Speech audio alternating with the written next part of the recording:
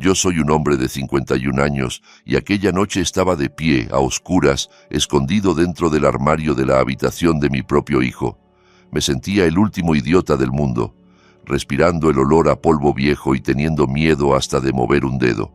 Pero era la única forma de ver con mis propios ojos en qué estaba convirtiendo mi esposa Laura la vida de nuestro hijo Santi cada noche, exactamente a las 2 en punto.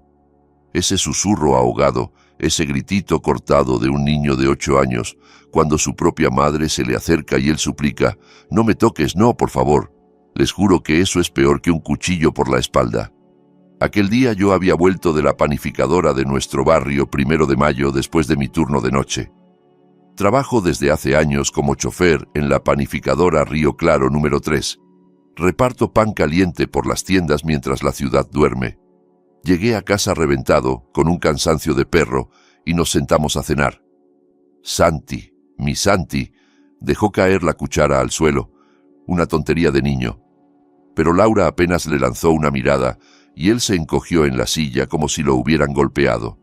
«Yo la recojo», murmuró él, casi sin voz, y al mismo tiempo la miraba como un conejo mira a una serpiente. Cuando ella estiró la mano hacia él como para ayudarlo, fue entonces cuando él, bajito, asustado, soltó: «No, no hace falta. Me llamo Miguel, tengo 51 años y quiero contarles algo que probablemente nunca le he contado a nadie, pero siento que debo hacerlo. Tal vez a alguien le sirva para no pasar por alto lo que yo pasé por alto. A mí me gustaría saber que no fui el único que vio algo así. Por cierto, ¿desde dónde me están escuchando? ¿De qué ciudad? ¿De qué país? Si les apetece, escríbanlo en los comentarios. Siempre me da curiosidad saber dónde viven los nuestros, hasta dónde nos ha esparcido la vida. Y ya de paso, no se olviden de suscribirse al canal. Yo soy un tipo sencillo, toda la vida detrás de un volante, los últimos 15 años, más o menos, en esa panificadora de chofer del turno de noche. Mientras la ciudad duerme, yo reparto el pan recién salido del horno. El horario siempre me vino bien. A las 7 de la mañana, más o menos, ya estoy en casa. Laura prepara a Santi para ir al colegio, yo los despido, me tomo un café a la carrera y me acuesto a dormir. Durante el día estoy en casa, pero dormido.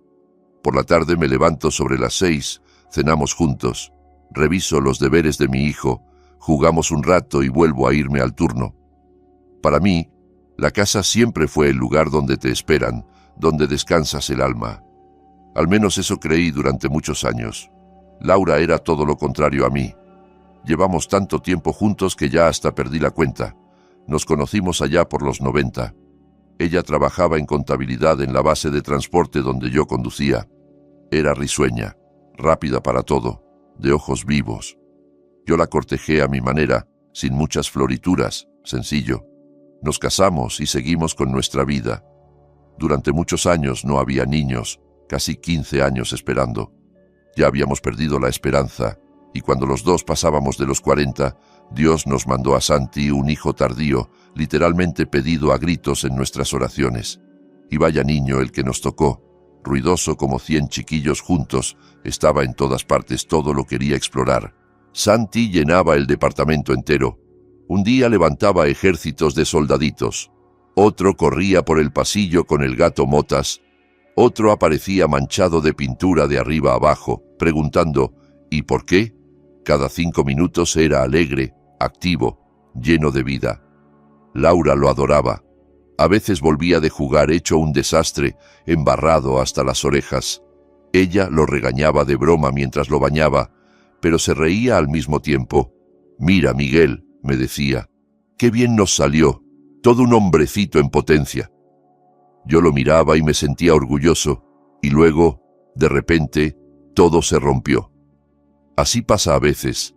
Crees que tu vida va sobre rieles, día tras día, año tras año, y de pronto hay un clic casi imperceptible y el tren se va directo al barranco. Yo no entendí enseguida que estaba mal. Solo sentí que el aire de la casa se volvió distinto, pesado, como si nunca se ventilara, y eso que Laura es maniática de la limpieza. El primero en quebrarse fue Santi.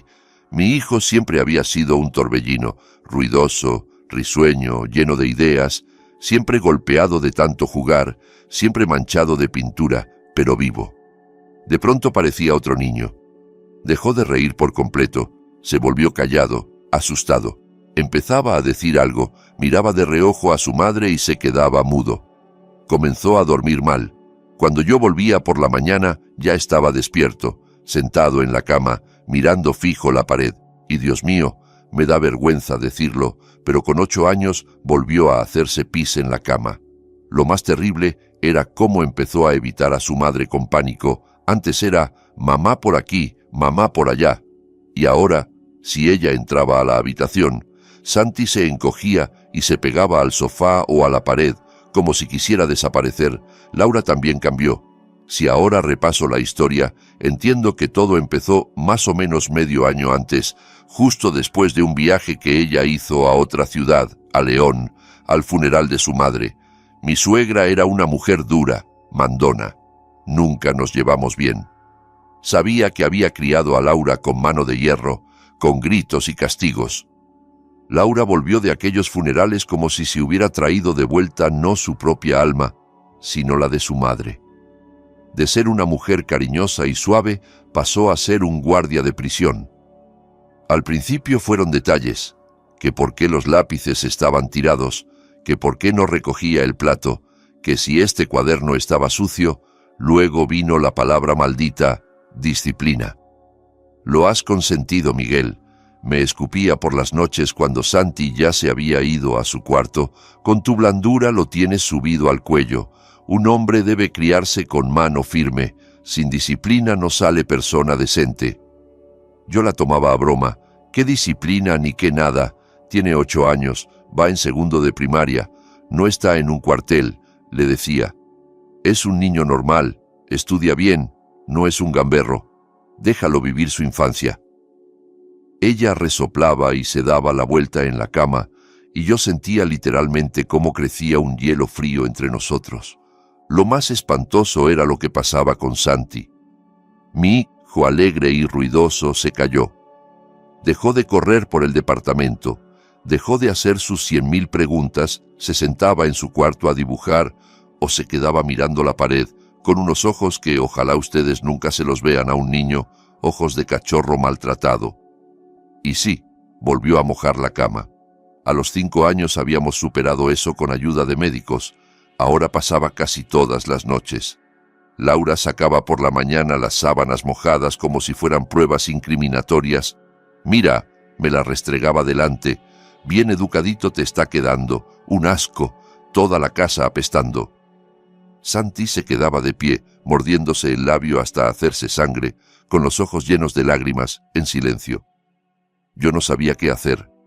A veces yo explotaba y gritaba a Laura que dejara de humillarlo, que eso era una enfermedad, y quizá había que llevarlo al médico otra vez. Ella me respondía: «Ah, claro, la culpa también es mía de que tu hijo sea defectuoso. Ahora resulta que yo soy la mala». Lo más escalofriante era el miedo que él le tenía. Cada vez lo veía más. Ella entraba a la habitación. Él daba un brinco. Se alargaba la mano hacia él, aunque fuera para acariciarle la cabeza. Él se encogía igual que cuando gritó por la cuchara. Empezó a evitarla, a esconderse de sus ojos. Y yo, que trabajaba de noche, resultó que no veía lo peor. Pensaba que lo presionaba con los deberes, con el orden, pero lo verdaderamente terrible pasaba de madrugada. Me enteré por un accidente del trabajo, maldita sea. Una noche se paró la línea principal del horno en la panificadora. Algo se averió en la caldera grande. El jefe de mantenimiento, don Samuel, me llamó. «Miguel, hoy no salgas, ni mañana. La reparación va para 2 días por lo menos. Cuando arranquemos, te aviso». Esa noche me quedé en casa. No le dije nada a Laura de que no trabajaba. ¿Para qué? Pensé que así descansaría bien por primera vez en mucho tiempo. Nos acostamos. La casa quedó en silencio, solo el zumbido del refrigerador. De pronto oí crujir la cama. Laura se levantó. Miré el reloj. Eran exactamente las 2. ¿A dónde va a estas horas?, pensé. Escuché sus pasos suaves, pero no fue al baño ni a la cocina, sino por el pasillo hacia el cuarto de Santi. La puerta del niño chirrió apenas y luego reinó el silencio. Se me heló todo por dentro. ¿Qué hace allí a las 2 de la mañana?, me pregunté. Me quedé quieto, conteniendo la respiración, escuchando. Pasó casi una hora, o eso sentí. En la oscuridad el tiempo se estira como chicle. Después oí de nuevo un crujido suave. Volvió a nuestro cuarto, se acostó a mi lado y se quedó rígida hasta la mañana, sin un suspiro. Al día siguiente intenté preguntarle con calma: «Laura, ¿por qué vas a ver a Santi a esas horas?». Me miró feo, desde abajo. «Lo reviso. Duerme intranquilo, da vueltas, se destapa y hace frío. ¿Y tú cómo sabes? ¿No se supone que deberías estar durmiendo en lugar de espiarnos?». Me desperté por casualidad, mentí. «Duérmete, trabajador, que del niño me encargo yo. Yo sabré cómo cuidar su disciplina». Esa última frase me sonó como un cuchillo. Su «yo sabré» me atravesó. Algo hacía a escondidas, algo de lo que yo no debía enterarme. Y Santi callaba como si le hubieran cosido la boca. Entendí que en mi supuesta hoguera hogareña pasaba algo muy malo. Pero no quería creer que una madre, su propia madre, fuera capaz de algo terrible. El día que me quedé en casa y Laura pensó que yo dormía tras el turno fantasma, lo viví como en niebla. Estaba allí, en nuestro barrio 1 de Mayo de Río Claro, pero al mismo tiempo sentía que no pertenecía a ese lugar. Veía a Laura trajinar en la cocina. Preparaba un buen caldo. Recuerdo perfectamente el olor a col, zanahoria, laurel, el aroma de casa y calor, que de repente se me hizo repugnante porque sabía que todo era una fachada. La vi obligar a Santi a copiar 3 veces un ejercicio de lengua por una sola tachadura. El niño, encorvado sobre el cuaderno, delgadito, resoplaba intentando que las lágrimas no mancharan la hoja, ella de pie a su lado como un halcón. «Esfuérzate», le decía entre dientes. «Tienes que ser perfecto. Tu padre se mata de noche para que estudies y tú...». Él se estremecía al oírla. Yo estaba en la cocina, con el té frío en las manos, odiándome por callar. Si le digo algo, pensaba, me va a saltar con que lo consiento, que estoy siempre fuera, que ella es la única que educa. Y en parte tendría razón. Yo estaba siempre o en el trabajo o durmiendo. Me había dormido, sí, pero en la vida. Intenté hablar con Santi. Una tarde, cuando ella salió al mercado, me senté en su cama. Él se tensó al momento. «Hijo», le dije, «dime la verdad, ¿está todo bien? ¿Mamá no te hace daño?». Me miró con esos ojos enormes, llenos de una tristeza adulta, terrible. Guardó silencio. «Santi, yo soy tu padre. Pase lo que pase, te voy a proteger. ¿Ella hace algo cuando yo estoy trabajando?». Me sostuvo la mirada unos 10 segundos. Veía cómo luchaba, cómo quería hablar, y se le temblaba la barbilla. Al final negó con la cabeza y se giró hacia la pared. Entendí que no diría nada. Tenía miedo, tanto miedo que prefería aguantar a que todo empeorara. O tal vez temía que yo no le creyera y que luego ella le hiciera algo aún peor. Sentí que el corazón se me partía. Mi propio hijo no confiaba en mí. Esa misma tarde llamó don Samuel de la panificadora. «Miguel, ya está todo arreglado. Esta noche hay que salir sí o sí.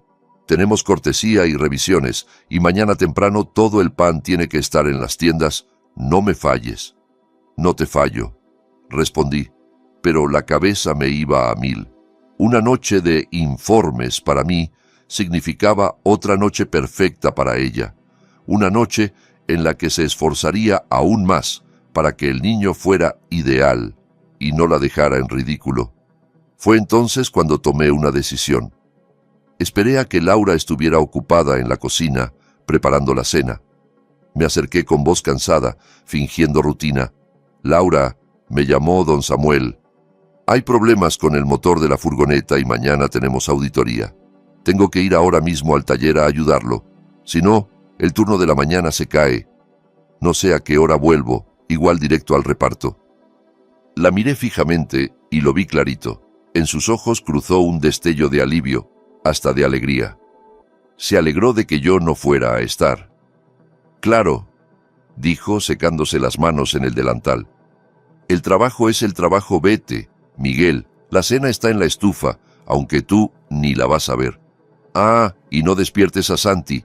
Está medio pachucho, ya lo acosté, que duerma. Está bien, asentí.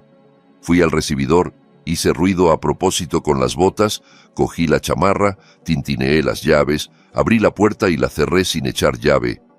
Me quedé un minuto en la escalera con el corazón en la garganta. ¿Y si sale al pasillo? ¿Y si nota algo? Pero no se oyó nada. Volví a entrar de puntillas como un ladrón y no fui ni a la cocina ni al dormitorio, sino directo al cuarto de Santi. Él estaba tumbado con los ojos cerrados. En la habitación había un armario viejo, profundo, de 3 puertas, que habíamos traído del antiguo departamento de los padres de Laura. Abrí la puerta del medio. Chirrió tan feo que sentí que el alma se me caía a los pies. Santi se movió, pero no abrió los ojos. Me metí dentro, en esa oscuridad con olor a ropa vieja, naftalina y polvo, y cerré la puerta dejando solo una rendija mínima para respirar y para ver la cama. Y me puse a esperar. Si existe el infierno, debe parecerse mucho a eso. Estar de pie, inmóvil, respirando polvo, sintiéndote un traidor y esperando a que le hagan daño a tu propio hijo, sin saber en qué momento te atreverás a salir. Pensaba en lo que estaba haciendo. Un hombre de 51 años, escondido en un armario para espiar a su propia esposa. Bien, Miguel, me decía, ¿en qué te has convertido? ¿Y si no pasaba nada? Si de verdad solo venía a acomodarle la manta. ¿Cómo iba a salir yo a las 2 de la mañana del armario explicando qué narices hacía ahí? El tiempo avanzaba espeso. Oía cómo Laura iba al baño, cómo se apagaban las luces, cómo crujía nuestra cama cuando se acostó. Luego la casa se hundió en un silencio absoluto. Las 10, las 11, las 12. Yo seguía sin moverme, con la espalda entumecida y las piernas dormidas, sintiéndome un espía cobarde a escasos metros de mi hijo, que seguramente también fingía dormir. La noche se volvió tan espesa que parecía que se podía cortar con un cuchillo. Podía oír mis propios latidos en los oídos, y a las 2 en punto, sin mirar relojes, lo sentí con todo el cuerpo. Algo cambió en la casa. Primero el leve crujido de nuestra cama, luego pasos casi inaudibles en el pasillo. Se detuvieron ante la puerta del niño, que se abrió despacio. En el marco apareció la silueta de Laura, con una camisola larga, recortada contra la luz del pasillo. Entró, cerró la puerta, quedando la habitación apenas bañada por la luz de la farola de la calle Santi, que claramente solo fingía dormir. Se tensó tanto que se notaba incluso en la oscuridad. Laura no dijo nada al principio. Se quedó un momento de pie, escuchando. Luego se acercó a la cama y en lugar de acomodar la manta, la arrancó de golpe con un gesto duro. Santi se estremeció, pero siguió callado. «Otra vez dejaste tus lápices tirados», susurró ella con un tono bajo y venenoso. «No respetas mi trabajo, no valoras todo lo que hago por ti. Te voy a enseñar lo que es el orden». Entonces vi cómo sacaba del bolsillo de su bata una pequeña bolsita de tela. La desató y al principio no entendí qué era aquello que esparcía en el suelo, junto a la cama, formando una especie de tapete. En la penumbra, de pronto lo supe. Eran granos secos de trigo sarraceno, duro como piedritas. Repartió los granos formando una capa no muy gruesa, pero compacta. Luego lo agarró del brazo, arriba del codo, con una fuerza que no le conocía, y tiró de él. «Levántate», siseó. El niño, medio dormido, solo en calzoncillos, resbaló hasta el suelo. Ya sabía lo que venía. No lloraba, solo temblaba entero. «De rodillas aquí», ordenó, señalando con el dedo el colchón de granos. Él soltó un sollozo muy breve, como si se atragantara. La miró, y esa mirada, se los juro, no la voy a olvidar nunca. No había odio, solo un miedo animal, paralizante. Poco a poco, como quien entra en agua helada, se arrodilló sobre aquellos granos afilados. Vi cómo su pequeño cuerpo se sacudía al sentir las puntas clavándose en la piel, cerró los dientes con tanta fuerza que se le marcaban los músculos de la mandíbula. «Y así te vas a quedar hasta el amanecer», susurró Laura inclinándose sobre él con la cara deformada por una rabia que no le conocía. para que pienses, para que sepas qué pasa cuando le mientes a tu madre, cuando tiras tus cosas, cuando no me respetas, para que aprendas a valorar todo lo que hago por ti. Santi no contestó. Solo se balanceaba ligeramente, intentando repartir el peso para que la agonía fuera un poco menos intensa. ¿Y si le dices una sola palabra de esto a tu padre? Se acercó tanto que casi le habló al oído. Si te quejas con él, te va a ir peor. ¿Entendiste? Va a ser mucho peor. Tú ya sabes cómo puedo ser. Vas a callarte. Ahí, dentro del armario, algo se rompió en mí. Yo siempre me había considerado un tipo tranquilo. He visto accidentes, borrachos, gente grosera al volante. Siempre me las arreglé para no perder la cabeza, pero en ese momento se me nubló la vista. Lo único que despertó fue algo primitivo, salvaje, el padre que protege a su cría. Cerré los puños tanto que las uñas se me clavaron en las palmas. Estaba listo para partir la puerta del armario de una patada, arrancarla de las bisagras y lanzar a esa mujer, la misma con la que había vivido casi 20 años, lejos de mi hijo, agarrarla del pelo, no sé qué habría hecho, capaz la mataba. En serio, en esa fracción de segundo yo era capaz de despedazarla. Me incliné hacia adelante. Ya había tomado aire para gritar cuando una idea fría me atravesó como un balde de agua helada. «Para, Miguel.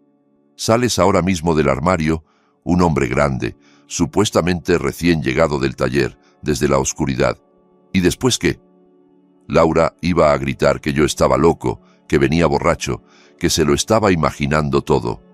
Diría que solo estaba acomodándole la manta y que él se resbaló, que iba a barrer los granos y que yo me la lancé encima. Los vecinos escucharían los gritos, vendría la policía y Santi, aterrado por ella y por mí, ¿qué iba a decir? Seguramente nada. O peor, quizá bajo su mirada diría, «No pasó nada, papá está exagerando».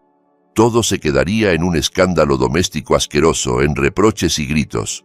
Laura me pintaría como un tirano, un borracho que ve demonios, y al día siguiente, cuando de verdad me fuera al turno de noche, ¿qué haría ella? Se vengaría de él, le haría pagar su traición, lo destruiría. Entendí con una claridad espantosa que, si quería salvar a mi hijo, no necesitaba un escándalo, sino pruebas. Pruebas que nadie pudiera negar, que no fueran métodos de crianza severos, sino tortura evidente. Y en ese momento, mirando por la rendija a mi hijo de 8 años temblando de dolor de rodillas sobre los granos, con la boca apretada para no gemir, me sentí el peor traidor del mundo. Su padre, a 3 metros de distancia, de pie en un armario, dejándolo sufrir. «Perdóname, hijo», le dije por dentro, y las lágrimas me corrían por la cara por primera vez en 20 años. «Perdóname, mi vida. Aguanta solo un poco más. Te lo juro que te sacaré de aquí, aunque ahora tenga que dejar que esto continúe». Laura siguió encima de él unos 10 minutos más, siguiendo con su veneno. Que si era un cachorro desagradecido, que ella lo daba todo por él, y él nada. Luego se incorporó, lo miró como una carcelera.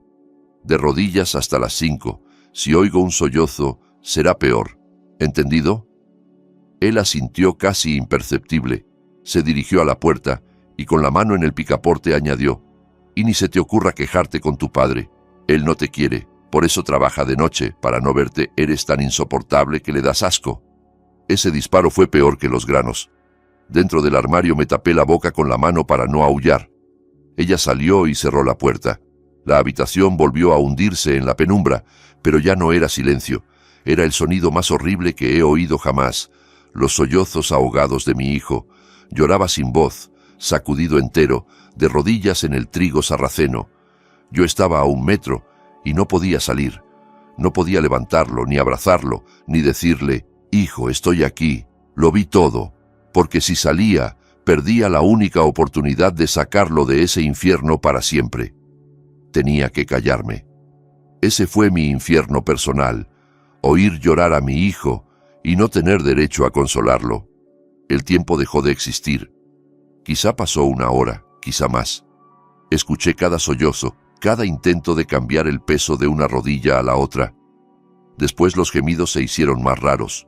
Se volvieron un lamento bajo, continuo. Luego hubo un golpe sordo. Debió desmayarse y caerse de lado, al suelo, sin salir de los granos. Se quedó dormido ahí mismo, entre el dolor y el agotamiento. Esperé y esperé, hasta que oí la cama crujir en nuestra habitación. Laura se acostó de nuevo. Aguardé 40 minutos largas hasta estar seguro de que dormía. Solo entonces empecé a salir del armario más despacio que un ladrón. Apenas chirrió la puerta, me quedé inmóvil. Ni Santi ni ella reaccionaron. Salí como una sombra, y otra vez como un cobarde, me deslicé hasta la puerta, abrí, y escapé al pasillo con el corazón golpeando tan fuerte que, se oía en todo el edificio.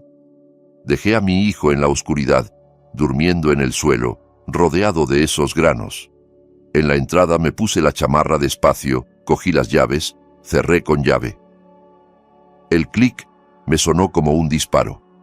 Afuera, en el descansillo que olía a basura, me dejé caer contra la pared. Luego bajé, salí al patio y me metí en mi viejo coche.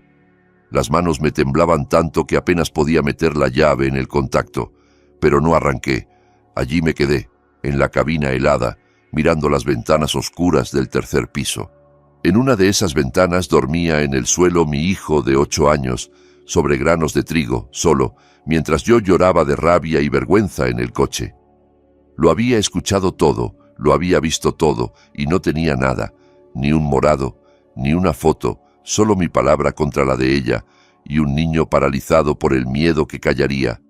Entendí que aquella noche no bastaría, que para salvarlo iba a tener que permitir que el infierno se repitiera, por lo menos una vez más, y esa decisión tal vez fue la más espantosa de mi vida. Me quedé en el coche hasta las 5, hasta que empezó a aclarar y se encendieron las primeras luces de los departamentos. Un nuevo día comenzaba mientras mi mundo se venía abajo. Al final, arranqué y di vueltas por el barrio para hacer tiempo, como si de verdad viniera del taller. Compré un café horrible en un kiosco abierto 24 horas. No sabía a nada, pero estaba caliente. Me lo bebí mirando mis manos todavía temblorosas. «Reacciona, Miguel», me dije. «Deja de hacerte el mártir. Vas a entrar a casa como siempre. Vas a sonreír y vas a actuar por él». A las 6:30 subí al tercero. Respiré hondo. Abrí la puerta. Olía a pan tostado con huevo.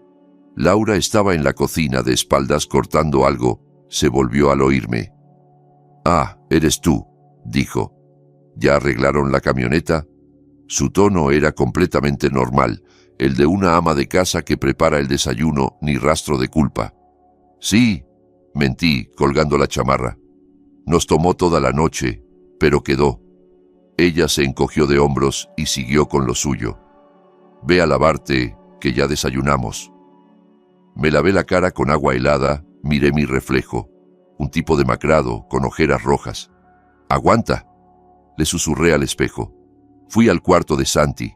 Estaba sentado en la cama, ya con ropa de estar en casa, playera y pants. Miraba la pared. La habitación estaba impecable.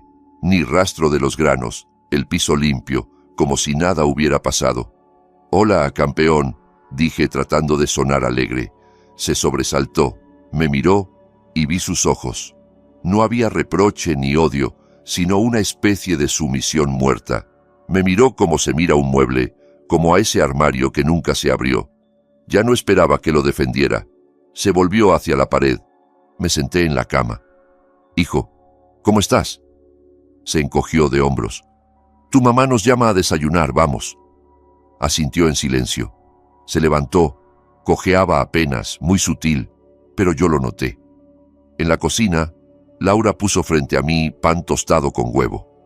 «¿Qué tienes, Santi?», preguntó con su tono plano. «Estás medio apagado. ¿Otra vez no dormiste?» Él bajó más la cabeza sobre su taza de avena. «Seguro no descansó bien», murmuré, tragándome la tostada que se me hacía piedra en la garganta.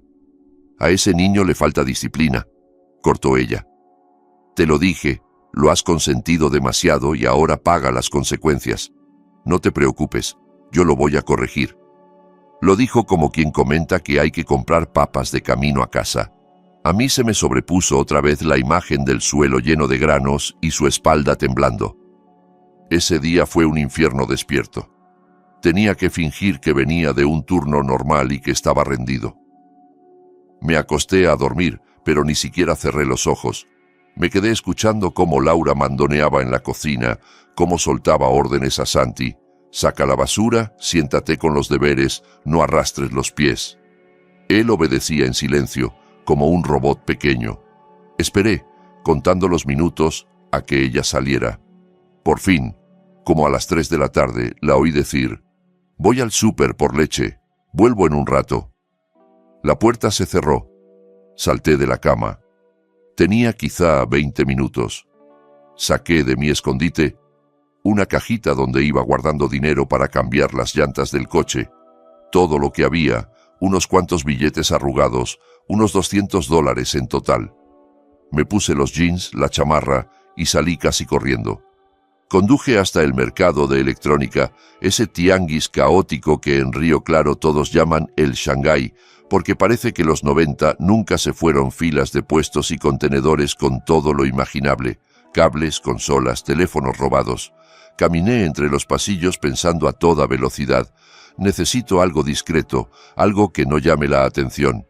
Los vendedores me abordaban. ¿Qué buscas, jefe? Antenas, cargadores, audífonos. Quiero una cámara. Solté al primero que vi con chaqueta de cuero, pequeña que no se note. Él sonrió con malicia. ¿Trabajo delicado o quieres vigilar a la señora? Apreté los puños. No es tu asunto, ¿tienes o no? Me vio la cara y se puso serio. Claro. Ven.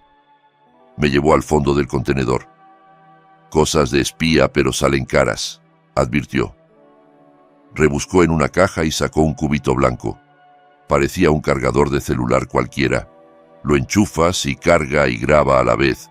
Tiene detector de movimiento. Aquí va la tarjeta de memoria. Nadie sospecha. Graba con audio. Era exactamente lo que necesitaba. ¿Cuánto? 200. Le di los billetes, agarré la cajita y me fui casi corriendo. Llegué antes de que Laura volviera. Escondí el paquete en la caja de herramientas del balcón. Por la noche, durante la cena, solté con cara cansada. Laura, don Samuel me pidió que vaya de nuevo. Tienen problemas con el cableado de la tercera línea. Se viene una noche pesada. Y otra vez vi en sus ojos esa sombra de alivio, esa satisfacción disimulada. Pues si hay trabajo, hay trabajo. Ve. Empecé a prepararme para salir. Santi estaba en su cuarto. Entré. «Me voy, hijo», asintió sin mirarme. «Acuéstate temprano, ¿sí?» ¿Qué más podía decirle? En cuanto Laura entró al baño, corrí al balcón, agarré el cargador, entré en la habitación de Santi. Había un enchufe justo frente a su cama, debajo del estante de libros. Perfecto. Me temblaban las manos.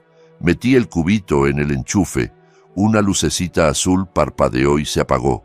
Estaba funcionando. Me sentía un miserable, colocando un micrófono oculto en el cuarto de mi hijo, pero no tenía otra salida. Salí del departamento, bajé a mi coche, lo aparqué en una esquina desde donde podía ver nuestras ventanas. Eran apenas las 9, faltaba una eternidad hasta las 2. La espera fue un tormento. El frío se me metía en los huesos, la espalda me dolía, pero nada de eso era lo peor. Lo peor era imaginar lo que estaría pasando allá arriba mientras yo esperaba, a medianoche. Las ventanas se fueron apagando una a una. La casa se durmió. Yo miraba fijo el rectángulo oscuro que era el cuarto de Santi. A las 2 en punto vi una sombra cruzar el cristal. No encendió la luz, igual que la noche anterior. Sabía exactamente lo que estaba ocurriendo a 10 metros de mí.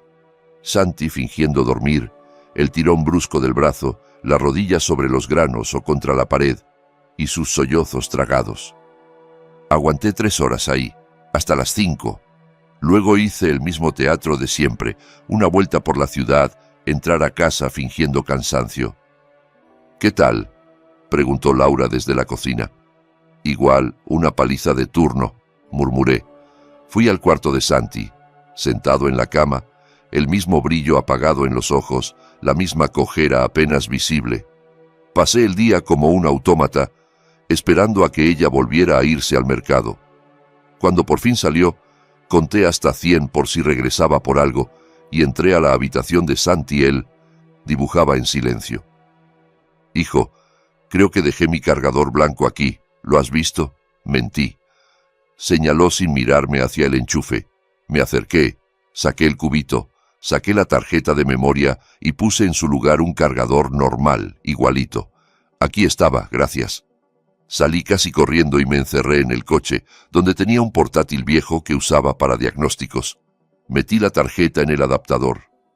Las manos me sudaban. Abrí el archivo. Al principio no había nada. La habitación en penumbra, Santi dando vueltas en la cama, luego la puerta, Laura entrando. La cámara, aunque grababa en blanco y negro, captaba todo con claridad. El sonido era nítido, cada susurro, cada respiración. Esa noche no usó los granos, le arrancó la mantita igual que la otra vez y con un tono de veneno le dijo: «Otra vez trajiste un 5 en lectura, me avergüenzas. Vergüenzas a tu padre. ¿Sabes lo que sufre por tu culpa?» Lo hizo ponerse de pie contra la pared. «Quédate ahí, quieto, y piensa lo inútil que eres, cómo nos fallas. Piensa en todo lo que arruinas». Se quedó casi una hora taladrándole esas frases sin levantar la voz, lo justo para que nadie, salvo él, la oyera. Apagué el portátil mareado. Era asqueroso. Pero, ¿bastaba para una denuncia? Ella podría decir que solo estaba regañando, educando. ¿Quién iba a tomar eso como tortura? Entendí que una noche no era suficiente. Necesitaba que se mostrara tal como era, hasta el fondo. Me costó horrores aceptarlo, pero decidí dejarla seguir. 2 noches más me quedé en el coche, diciendo en casa que en la panificadora había un caos de trabajo. Laura se veía más tranquila cuando yo no dormía allí. Cada día, en cuanto se iba, corría al departamento, cambiaba la tarjeta y volvía al coche para verlo grabado. Lo que vi y escuché en la segunda y tercera noche sí era el infierno completo. En la segunda, entró a las 2, serena como una serpiente. «Hoy te reíste demasiado cuando llegó tu padre», susurró Santi. No respondió. «No tienes nada de qué reírte, todo lo haces mal. ¿Crees que tu padre te quiere?» Se rió con asco. «Él se avergüenza de ti. Por tu culpa trabaja de noche porque no soporta verte, no le importas. Si fueras un buen hijo, tendría un trabajo decente y viviríamos mejor.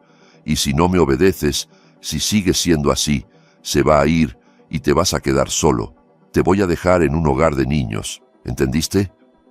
Él lloraba en silencio. Ella le prohibía llorar, le imponía callar. En la tercera noche volvió con la bolsita y los granos. «Hoy barriste mal el pasillo», dijo. «No valoras mi esfuerzo». De nuevo lo arrodilló. Esta vez él ni siquiera lloró al principio. Se arrodilló como si aquello ya fuera parte de la rutina. Ella continuó: «Tienes que callarte. Tu voz le molesta a tu padre. Cada vez que hablas, él se enfada. ¿Lo entiendes? Tienes que ser invisible, silencioso. Así, quizá, no nos abandone. Quédate quieto, sin hacer ruido». Cerré el portátil. Me temblaban los dientes, pero no de frío. Comprendí por fin que aquello no era disciplina, ni siquiera malos tratos corrientes. Era un exterminio calculado. No solo lastimaba sus rodillas, estaba quebrando su mente, quemando su alma. Laura estaba moldeando a mi hijo para convertirlo en un esclavo dócil, aterrorizado, y poco a poco lo estaba apartando de mí.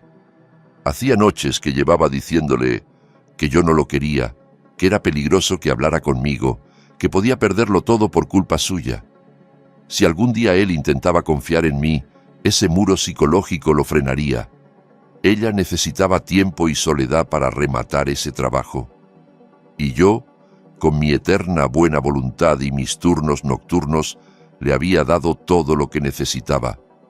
Miré las 3 tarjetas en mi mano, pesaban como 1 tonelada. Ya no podía esperar ni una noche más. No fui directo a casa. Conduje hasta una calle cercana, apagué el motor y aguardé a que amaneciera, hasta que esa neblina gris se volvió mañana. Tenía el plan frío y claro en la cabeza: actuar como un cirujano. Entré en casa a la misma hora de siempre, fingiendo cansancio. ¿Otra vez toda la noche?, preguntó Laura sin girarse. Sí, dije. Santi estaba en la mesa con cara de cera, revolviendo la avena. Lo miré y sentí que el corazón se me deshacía. Aguanta, hijo, pensé. Solo una hora más. Me senté, comí un poco de huevo con pan, respondí a las preguntas de rutina sobre el trabajo, sobre don Samuel. Era como representar una obra de teatro. Voy a dormir, anuncié al terminar el café. Estoy muerto. Anda, descansa, dijo ella, y otra vez me pareció ver ese alivio en sus ojos. Fui al cuarto, pero no me quité ni los jeans. Me tumbé vestido y afiné el oído. Escuché cómo lavaba los platos, cómo apuraba a Santi para que se cambiara para el colegio, cómo pasaba la aspiradora. Esperé ese momento que estaba esperando. Me voy al mercado. Quiero que para cuando vuelva tengas los deberes hechos para la tarde. La puerta se cerró, salí al pasillo. Santi estaba en su cuarto, con un cuaderno delante y un lápiz, pero más que escribir, lo movía sin sentido. Hijo, dije con calma, vístete con ropa de calle, rápido. Me miró asustado. ¿A dónde vamos? Mamá se va a enojar. Dijo que... Nos vamos, respondí, acercándome al armario. Vístete abrigado. Tenía el miedo grabado en los huesos, incluso ante mí. Papá no, se va a enojar mucho, susurró. Me agaché a su altura. Yo voy contigo. ¿Confías en mí? Dudó. Esa duda me dolió más que todo lo que había visto en las grabaciones. Había conseguido que mi hijo dudara de su propio padre. No le di más tiempo. Le puse el suéter, le ayudé con el pantalón, lo subí a un banquito y le abroché los tenis. Mientras él seguía paralizado en el pasillo, yo entré a nuestra habitación y cogí la carpeta con los papeles importantes.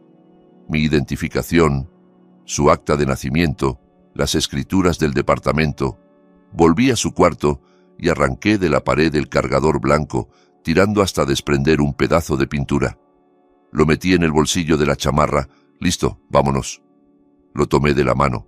Tenía la mano helada. Bajamos las escaleras casi corriendo. Miraba constantemente hacia la entrada temiendo verla aparecer cargada de bolsas. Fuera el aire estaba frío, pero a mí me dio un alivio raro, como si hubiera cruzado una frontera. Papá, ¿a dónde vamos? Llegamos tarde al colegio, balbuceó. Hoy no vas al colegio, hijo. Lo senté en el asiento delantero, le puse el cinturón, encendí el motor. Conducimos en silencio. Él iba encogido, mirándome de reojo, esperando quizá que yo también empezara a gritarle o a culparlo por algo. Esos meses de veneno le habían borrado cualquier confianza básica. Salimos de la ciudad rumbo a Sotos, un pueblo a 40 kilómetros de Río Claro donde vivía mi madre, Ana Paula. Iba con las manos apretadas en el volante pensando, lo estoy haciendo, lo estoy sacando de allí. Entramos al pueblo, con sus casitas viejas y huertos. Llegamos al final de la calle de mi madre. Ella ya estaba en el porche, con su chal y sus botas, mirando la camioneta. Miguel, ¿qué haces tan temprano?, preguntó y se quedó helada al ver a Santi. ¿Y este niño por qué no está en la escuela? ¿Qué pasó? ¿Qué cara es esa, hijo? Luego, mamá, respondí empujando suave al niño hacia adentro. Déjanos pasar, hace frío. Haznos té, por favor. Entramos y el olor a leña y manzana seca, el olor de mi infancia, me golpeó. Senté a Santi en la mesa grande de la cocina. Mi madre empezó a poner tazas, sacar pan, mermelada. Miraba alternativamente su cara y la mía. Comprendía que algo grave pasaba, pero no preguntaba aún. Había sido joven una vez, sabía esperar. Santi se quedó sentado mirando la mesa, con la chamarra puesta. Le ayudé a quitársela. Mi madre puso una taza de té caliente frente a él con un plato de pan. No se movía. Yo extendí mi mano grande y áspera y cubrí su manita que descansaba sobre la mesa. Hijo, le dije muy despacio, mírame. Tardó, pero al final levantó la cabeza. Tenía los ojos de un anciano. Lo sé todo, le dije. Él se estremeció, En su mirada apareció un miedo desesperado. «Papá, yo...» Empezó a tartamudear. «Tranquilo». Le apreté la mano. «Sé de los granos en el suelo. Sé lo que te dijo mamá por las noches. Sé todo, Santi». Me miró sin entender cómo. «Eso ahora no importa», respondí. «Lo que importa es esto. Tú no tienes la culpa de nada, ni de una sola palabra, ni de un solo castigo. ¿Me oyes? No es culpa tuya». Se le empezó a temblar la barbilla. «Nunca más te va a doler así», añadí con la voz lo más firme que pude. «Te prometo que nadie volverá a tocarte, yo sí te creo. ¿Entendido?» Fue como reventar una presa. No gritó, no fue ese llanto infantil ruidoso. Dejó escapar un gemido agudo, muy fino, y de pronto se derrumbó sobre la mesa llorando. Lloró como no lloran los niños, sino los adultos rotos. Todo ese dolor, ese miedo y esa soledad salían de golpe. Me levanté, lo tomé en brazos, lo saqué de la silla, se agarró a mi cuello con tal fuerza que casi me ahoga. Su pequeño cuerpo temblaba entero mientras sollozaba contra mi pecho. «Llora, hijo, llora todo lo que necesites», le decía, acariciándole la cabeza, con las lágrimas resbalándome a mí también. «Ya está, ya pasó, papá está aquí, no te voy a soltar». Mi madre estaba junto a la estufa, con las manos en la boca, llorando en silencio. No sé cuánto tiempo estuve sentado en la banca de la cocina, balanceándolo como si fuera un bebé, repitiéndole: «Estoy aquí, no me voy a ir». Al final, sus sollozos se hicieron más suaves y solo se aferraba a mí. Respirando entrecortado, miré a mi madre. «Mamá, quédate con él, tengo que irme». «¿A dónde vas?», se alarmó. «¿Con ella?». «No», negué, «a la policía y a protección de menores». Saqué del bolsillo las 3 tarjetas y el cargador. «Aquí está todo, mamá. Cada palabra de ella, cada gemido de él. Hoy lo termino». Le pasé el niño, que ya estaba medio adormilado por la descarga de lágrimas. Mi madre lo sujetó con cuidado apretándolo contra el pecho. «Dios mío, Miguel, ¿qué le ha hecho? ¿Cómo ha podido? Luego te cuento todo. Por ahora escóndelo, por así decirlo. No hablo de meterlo bajo el piso, pero si ella aparece, no le abras. Llama al policía del pueblo. ¿Entendiste?». «Entendí», dijo, secándose las lágrimas. Me puse la chamarra, sorprendido de la firmeza de mi propia voz. Cuando ya no te queda nada, solo te queda la determinación. Conduje de vuelta a Río Claro con el corazón en calma rara, esa calma que viene cuando ya tomaste la decisión y solo queda ejecutarla. No fui al departamento. ¿Para qué? Fui directo a la comisaría del barrio 1 de Mayo. Un edificio gris, una puerta despintada, un vestíbulo con una ventanilla. Detrás del vidrio, un oficial joven, aburrido. «Vengo a poner una denuncia», le dije. Levantó la vista con pereza. «¿Sobre qué?». «Sobre mi esposa. Maltrata a nuestro hijo». Soltó un suspiro enorme, de esos de quien escucha siempre lo mismo. Noté que estaba a punto de encasillarme como otro más de problemas de pareja. Cogió un formulario. «Nombre completo, dirección. ¿La señora bebe?». «No bebe», contesté intentando mantener la calma. «Lo tortura». Se rió por lo bajo, incrédulo. «¿Lo tortura con qué? Con la chancla. Vamos, hombre, dígalo claro». Le dio unas nalgadas y ahora viene a llorar. ¿Tiene moretones? ¿Lo golpeó con algo? Lo miré y entendí que mis palabras no iban a bastar. Metí la mano en el bolsillo interior y saqué el cargador y las tarjetas. «Tengo video», dije. 3 noches. ¿Quiere verlo? Ver cómo lo pone de rodillas sobre granos de trigo hasta el amanecer y le repite que nadie lo quiere, que yo lo odio y que lo voy a abandonar. Algo en mi tono, o la palabra video, lo enderezó en la silla. «¿Qué clase de video?». «El que le acabo de describir.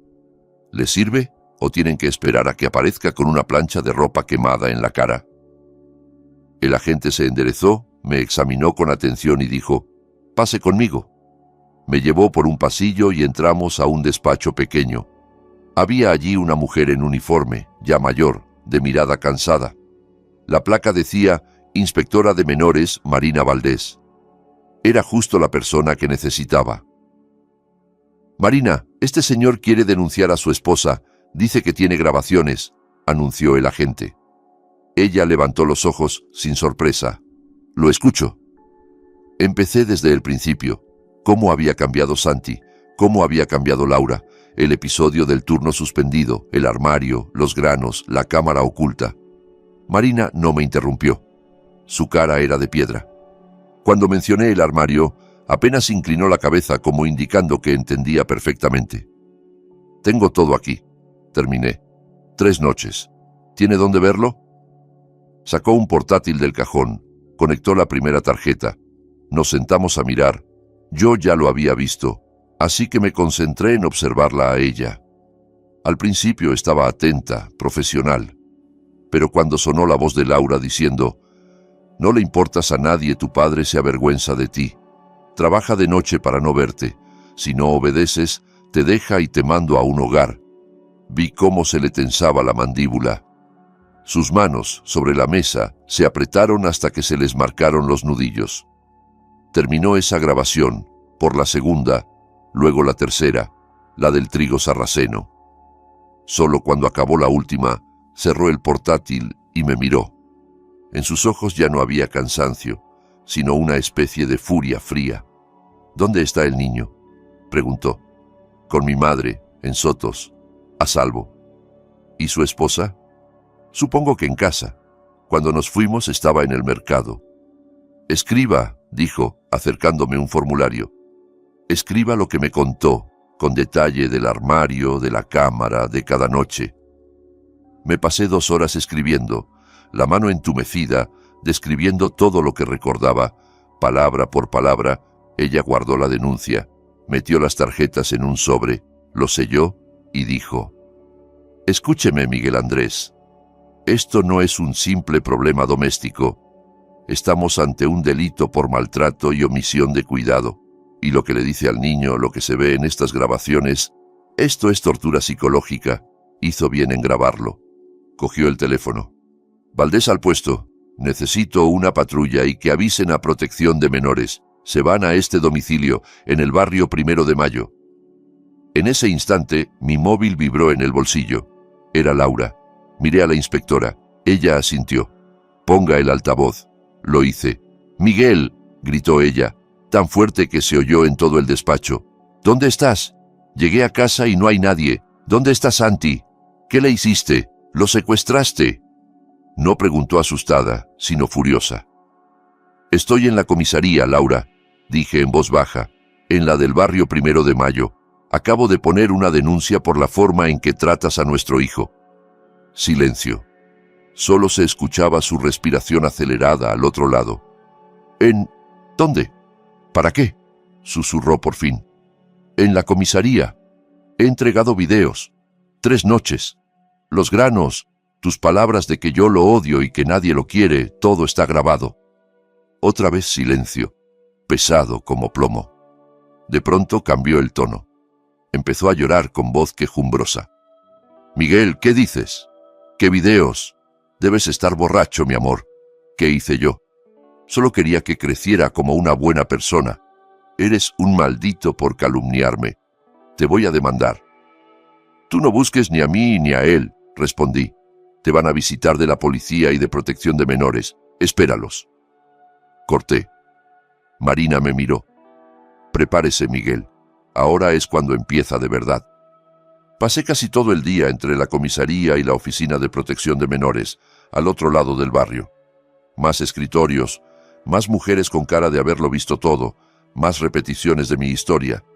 Algunas chasqueaban la lengua, otras murmuraban «pobre criatura», pero cuando vieron los videos se quedaron en silencio. Los miraban con una mezcla de asco y horror. Una de ellas comentó, apenas apagada la pantalla: «Y pensar que es su madre». Tuve que firmar un montón de documentos para dejar constancia de que Santi estaba viviendo con mi madre, que pedía que se le restringiera el contacto con Laura. Cuando salí, ya era de noche, los faroles encendidos. Me sentía exprimido, como si me hubieran vaciado. Llamé a mi madre. «¿Cómo están?». «Aquí, hijo, comió un poco. Ahora está dibujando calladito. Vino ella», dijo, y se me heló la sangre. «¿Cómo que vino?». «Sí». Como a las 3. Llegó en taxi. Golpeaba la puerta, las ventanas. Gritaba que soy una ladrona, que le robe a su hijo, que se lo devolviera. Yo le dije que iba a llamar al policía. Ella chilló un rato más. Luego se subió al taxi y se fue. Cerré los ojos. Claro, en vez de ir a la comisaría a saber qué pasaba, fue directa a buscarlo a Sotos. No te preocupes, mamá, ya no podrá ir. La acaban de visitar ellos, quédate con él. Ya voy para allá. Pasé por un súper, compré alimentos y algunas cosas para el niño y regresé al pueblo. Al entrar en la casa, Santi corrió hacia mí. No con lágrimas, sino en silencio, como hace un niño que se aferra a un salvavidas. Me abrazó la pierna y se quedó allí, pegado. Le acaricié la cabeza. Ya estoy aquí, hijo, estoy en casa. El juicio no es como en las películas, con gritos y discursos dramáticos. En nuestro caso, todo fue extremadamente silencioso, y esa calma lo hacía más duro. Era un juicio cerrado, porque había un menor de por medio. Estábamos Laura y yo, la jueza, una mujer mayor, severa, que parecía ver a través de uno. 2 asesores, la inspectora Valdés, una funcionaria de protección y los abogados de ambos Santi. Por suerte, no tuvo que entrar a la sala. Lo había evaluado varias veces una psicóloga infantil. La psicóloga era joven, pero se notaba que sabía lo que hacía. Al principio Santi solo se sentaba en el consultorio y dibujaba. Siempre dibujaba casas negras con ventanas negras. A la 3ª o 4ª sesión empezó a hablar. Ella supo cómo llegar a él. Cuando leí el informe que presentó, se me pusieron los pelos de punta, aunque yo ya lo sabía todo. Ahí hablaba de trauma psicológico grave, síndrome de indefensión aprendida, agresión reprimida, profundo sentimiento de culpa instaurado por un adulto. Palabras técnicas, pero detrás de cada una estaba mi hijo. En el juicio, Laura fue la primera en hablar. No gritó, no se mostró histérica, lloraba bajito, con aire de mártir. Su abogado no perdió el tiempo. Pintó un cuadro donde yo era un tirano que llevaba años queriendo quitarle al hijo y el departamento, que yo la provocaba, que la empujaba al límite para que ella perdiera los papeles, que todo estaba manipulado. Él me maltrataba con su silencio, lloraba ella. Nunca estaba contento. Yo solo intentaba que nuestro hijo creciera como una persona responsable, que no acabara como... Se calló, pero todos entendimos que estaba a punto de decir como él. A mí me criaron igual, clamó. Me ponían de rodillas en el rincón y aquí estoy. No quería hacerle daño, solo educarlo. Él se me salió de las manos, me perdió el respeto. Yo permanecí callado. La miraba y, se los digo de verdad, no sentía odio, sino una pena triste y profunda. En algún lugar, ella estaba rota desde antes. Miguel Andrés, me dijo la jueza, ¿qué puede decir sobre estos métodos de crianza? Me levanté. Las manos me temblaban un poco. Lo único que puedo decir es lo que vi y escuché, respondí. Entonces, mi abogado pidió que reprodujeran las grabaciones. Primero, pusieron el audio de la segunda noche, aquella frase de «No le importas a nadie. Tu padre se avergüenza de ti. Trabaja de noche para no verte. Si sigues así, nos abandona por tu culpa». En la sala se hizo un silencio de cementerio. Sentí que la jueza apretaba los labios. Luego pusieron el video de la tercera noche, el blanco y negro granuloso. Laura entrando, esparciendo los granos, tirando de Santi, obligándolo a hincarse. Laura se tapó la cara con las manos. «¡Apaguen eso!», gritó. «Es mentira, él lo montó. Ese no es mi hijo, esa no soy yo». Pero la jueza miró hasta el final, hasta el cuadro de Santi arrodillado, balanceándose, y la voz de Laura siseando que se callara, que su voz me irritaba. «Basta», dijo por fin la jueza. Luego leyó el informe de la psicóloga. El proceso no duró mucho, 2 audiencias. En la segunda, antes de dictar sentencia, nos dejaron hablar. Laura dijo cosas confusas, que estaba enferma, que tenía los nervios destrozados, que nunca más lo haría, que le suplicaba que no le quitaran al niño. Cuando me tocó a mí, respiré hondo. «Señora jueza», dije, «yo no quiero verla en la cárcel, no le deseo el mal, Entiendo que a ella misma la criaron así, pero... Miré a Laura. No puedo dejar que destruya a mi hijo. No puedo confiarle su vida. Lo único que quiero es salvarlo. Eso fue todo. La sentencia fue larga, con términos legales, pero al final lo entendí claro.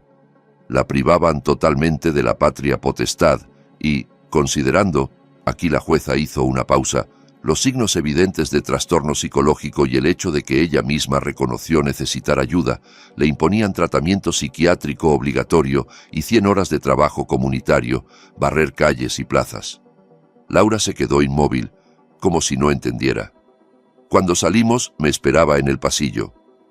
«Traidor», me dijo, sin levantar la voz. «Me traicionaste, destruiste la familia». La miré por última vez.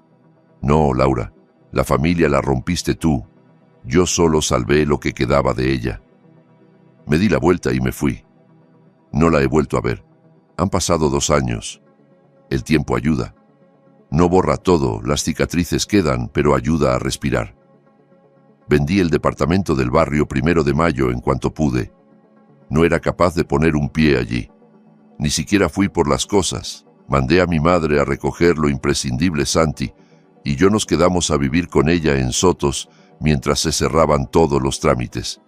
Después compré un departamentito de 2 habitaciones en otro barrio, cerca de un parque, modesto pero luminoso. De la panificadora me fui, claro. No podía seguir con turnos nocturnos. Mi hijo me necesitaba de día, de tarde y de noche. Entré a trabajar como chofer de autobús urbano, en la línea 12. Es otro tipo de vida. Hay pasajeros amables, otros no tanto, pero todos los días, a las 7 en punto, dejo el autobús en el depósito y vuelvo a casa con mi hijo. Vivimos solos, bueno, con un gato, Vasco, que recogimos en la calle flaco y enfermo. Santi ahora tiene 10 años. Todavía se sobresalta cuando en la calle alguna madre le grita fuerte a su hijo. Se encoge y busca mi mano.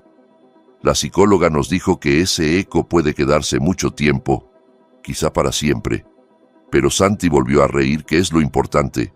No fue inmediato. Diría que tardó como 1 año. Entró a una nueva escuela. Al principio apenas hablaba, se sentaba al fondo de la clase. Poco a poco hizo amigos. Se apuntó al club de ajedrez en la Casa de Cultura del barrio. Me sorprendió, porque siempre fue un torbellino, pero ahí se sienta concentrado, pensando cada movimiento le gusta. La semana pasada llegó a casa con una medalla de bronce, pequeña, de un torneo de toda la ciudad, 3er lugar. Esa noche estábamos en la cocina de nuestro departamento nuevo, pequeño pero cálido. Tomábamos té con un pastel que compré para celebrarlo, y la medalla brillaba sobre la mesa. De pronto Santi me miró muy serio, con una seriedad que no es de niño. «Gracias, papá», dijo en voz baja. «¿Por qué, hijo?», pregunté. «Tú te la ganaste, la medalla es tuya». «No», negó, moviendo la cabeza. «Gracias por haberte escondido en el armario aquel día. Ahí ya no aguanté». No dije nada. Me levanté, lo abracé con todas mis fuerzas, a mi hijo, tan cálido, tan vivo. Sí, perdimos esa familia que yo creía tener. Tal vez nunca existió del todo, no lo sé. Pero salvé lo más valioso que tengo, salvé a mi hijo. Y todo esto se los cuento por algo. La vida es complicada. A veces te pone frente a cosas que no le desearías ni a tu peor enemigo. Pero he aprendido esto.